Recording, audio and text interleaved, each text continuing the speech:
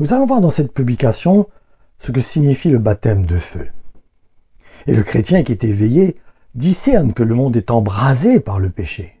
Je vais donner une image qui va peut-être vous paraître extrême, mais si nous sommes sincères, nous reconnaîtrons qu'elle ne l'est pas autant que ça. Et en lisant ce qui va suivre, du reste, vous comprendrez pourquoi je vous ai donné cet exemple.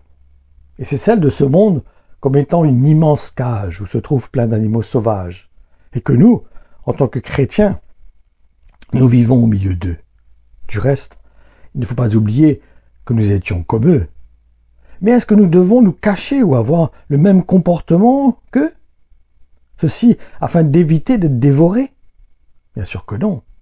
Il est évident que nous n'avons pas le pouvoir de les dompter, car c'est en réalité le rôle du Saint-Esprit. En effet, nous allons voir cela au travers de cette promesse qui est exprimée dans le livre d'Ésaïe, au chapitre 11 et au verset 6, où Dieu nous dit « Alors le loup habitera avec l'agneau, le léopard se couchera près du cabri, le veau et le jeune lion mangeront ensemble, un petit garçon les conduira. » C'est comme cette autre promesse qui est dans le livre d'Ézéchiel, au chapitre 6, et dans les versets 26 et 27, où il est dit « Je vous donnerai un cœur nouveau, et je mettrai en vous un esprit nouveau. J'enlèverai de votre être votre cœur de pierre, et je vous donnerai un cœur de chair. Je mettrai en vous mon propre esprit, et je ferai de vous des gens qui vivent selon mes lois, et qui obéissent à mes commandements pour les appliquer. » Alléluia. Merci Seigneur. C'est dans ce sens que je vous encourage à être comme Jésus, que nous voyons dormir profondément dans la barque, alors que celle-ci était en train de prendre l'eau, parce qu'elle était au milieu d'une tempête. Il y a aussi l'apôtre Pierre, qui a voulu aller à la rencontre de Jésus, qui marchait sur les eaux. Ou encore Shadrach, Méshach et Abednego, qui ont été jetés dans la fournaise ardente, parce qu'ils n'ont pas voulu se prosterner devant la statue qui représentait Nabuchodonosor. Sans négliger Daniel, qui était dans la fosse aux lions. Et pourrions-nous ne pas parler de David, qui combattait des bêtes sauvages lorsqu'elles voulaient dévorer les brebis que son père lui avait confiées? Et aussi l'apôtre Paul, qui avait été mordu par une vipère et qui l'a tout simplement secoué au-dessus d'un feu. C'est évident que nous pourrions encore citer beaucoup d'autres exemples, non? Et en réalité, nous devons comprendre qu'il y a deux sortes de feux dans ce monde. Celui qui consume ceux qui sont sous le joug du diable, en les gardant ainsi captifs du péché, et celui qui consume le cœur des enfants de Dieu, qui vient, lui, par contre, de l'action du Saint-Esprit dans leur cœur, afin qu'ils puissent porter leur croix, afin qu'ils puissent passer par le feu de l'épreuve. Vous comprenez maintenant pourquoi il est question du baptême de feu dans l'Évangile? Lisons encore les versets 24 et 25 dans le chapitre 16 de l'Évangile de Matthieu, qui nous explique cela. Puis, parlant à tous ses disciples, Jésus ajouta « Si quelqu'un veut être mon disciple et marcher avec moi, qu'il renonce à tous ses droits sur lui-même, qu'il se charge de sa croix et qu'il marche sur les traces de mes pas. En effet, celui qui est préoccupé de sauver sa vie ici-bas perdra sa vie véritable. Mais celui qui acceptera de perdre sa vie ici-bas par amour pour moi trouvera la vraie vie. » Par contre, il faut savoir que si nous ne voulons pas passer par ce feu, le feu de l'épreuve, nous nous mettons dans ce cas en danger. En effet, voyons cela dans la première épître aux Corinthiens au chapitre 3 et au verset 15, qui est les conséquences de celui qui n'accepte pas de passer par cette étape de l'épreuve. Si elle est consumée, donc la foi, point de récompense pour lui. Lui, personnellement, sera sauvé, mais tout juste, comme un homme qui réussit à s'échapper d'un incendie.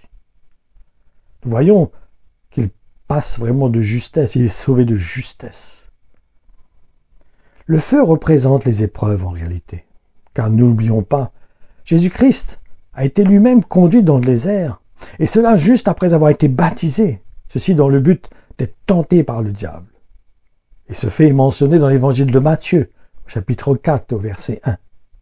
Alors l'Esprit Saint conduisit Jésus dans une contrée solitaire pour qu'il y soit mis à l'épreuve par le diable. Ne nous trompons pas.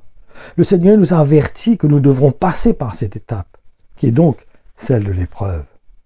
Mais ne craignons rien, car nous Nous ne sommes pas seuls.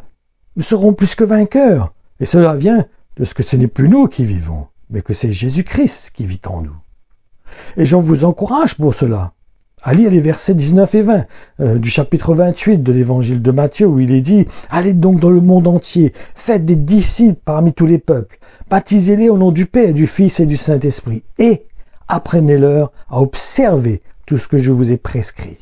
D'ailleurs, soyez-en persuadés, je suis moi-même avec vous chaque jour jusqu'à la fin du monde. » Nous voyons là que ce verset qui nous est exprimé, que Jésus sera avec nous jusqu'à la fin du monde, est associé avec le verset qui est avant, où il nous est dit « Apprenez-leur à observer tout ce que je vous ai prescrit. » Donc il y a une condition pour que Jésus soit avec nous.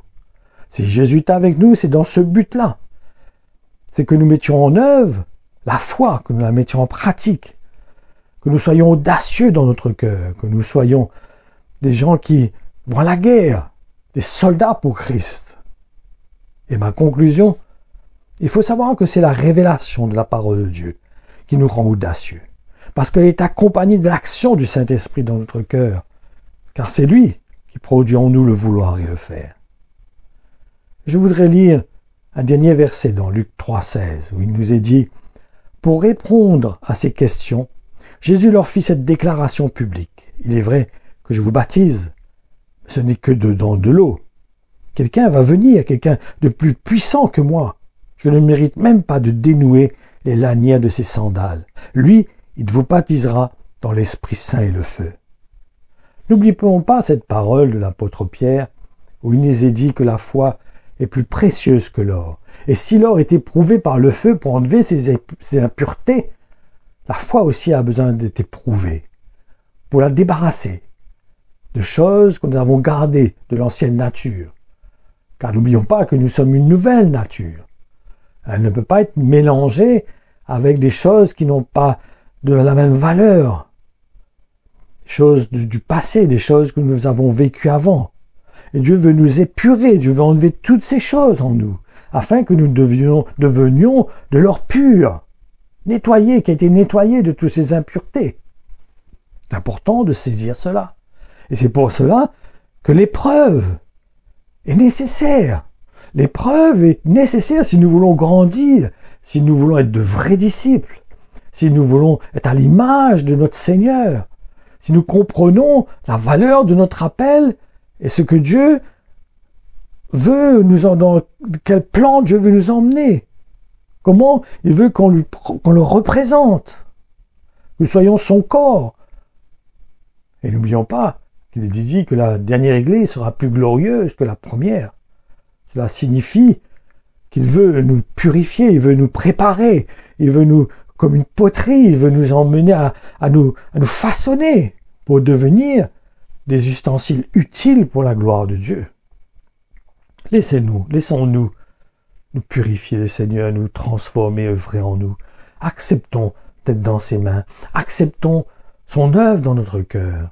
Acceptons que le Saint-Esprit nous conduise à passer même dans des épreuves afin de devenir comme Christ, des hommes de foi, des hommes, comme nous avons vu tout à l'heure, qui étaient audacieux, qui connaissaient leur Dieu, qui n'avaient pas peur d'affronter l'adversité.